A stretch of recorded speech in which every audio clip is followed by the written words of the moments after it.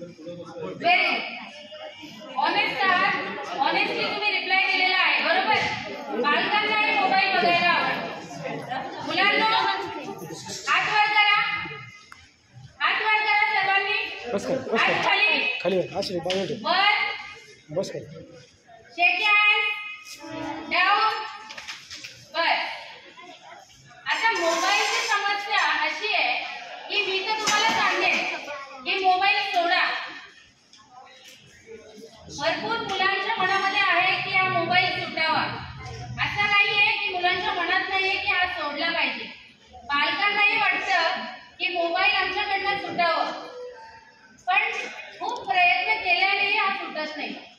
सारखं काहीतरी नोटिफिकेशन येतं, कुणाचा मेसेज आलाय जे बघण्यामध्ये इतकं क्युरिओसिटी होतं आणि आपण तो मोबाईल घेतो. अभ्यासाच्या वेळेलाही तो घेतो. काही आमचे पालक असे चपात्या लाटताना पण बाजूला मोबाईल ठेवतात. काही पेरेंट्स असे की ऑफिस वरनं मोबाईल यूज करून झाल्यानंतरही घरी येऊन ते म्हणतात आम्हाला आता इथे घरी 2च तास मिळतात तर आम्हाला मोबाईल बघायचा आहे. तर मी एक तुम्हाला मोबाईलचा एक शॉर्ट लॉजिकली सायकोलॉजिकली कसा इफेक्ट होतो हे मी तुम्हाला समजावणार आहे. आता मोबाईल मध्ये सध्या जो ट्रेंड चालू आहे तो रील्सचा आहे, बरोबर हो ना. तर रील्स, कुठलीही रील्स मुलांनो 20 ते 30 सेकंदाच्या वर चालत नाही किंवा 1 मिनिटापेक्षा कमीच असते कुठलीही रील, बरोबर.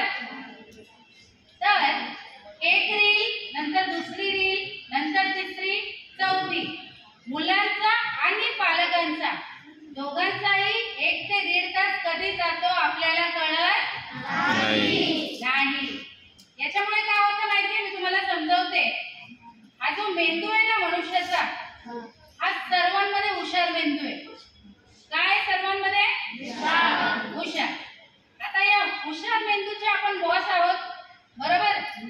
आता जेव्हा हा हुशार मेंदू 1.5 तासासाठी तुमचं रील्स बघताय, त्याच्यामध्ये त्यांनी कॅल्क्युलेट केले की प्रत्येक रील किमान 20 ते 30 सेकंदाची आहे, बरोबर.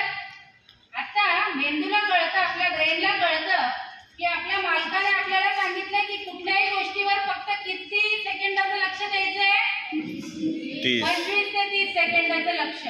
म्हणून आता मध्ये आपण बघू शकतो की 20 ते 30 सेकंद झाली की आपली हालचाल सुरू होते. का? कारण त्या गोष्टीमध्ये प्रॅक्टिस इतकी जास्त झाली आहे ना, हो की नाही. प्रॅक्टिस जितकी जास्त होणार तितकं आपण परफेक्ट होणार त्या गोष्टीमध्ये. ते पालकांसाठी पण आहे. रील्स बघायचे बंद, रील्स बघायचे बंद. बघू मुलींचा आवाज जास्त आहे की मुलांचा. रील्स बघायचे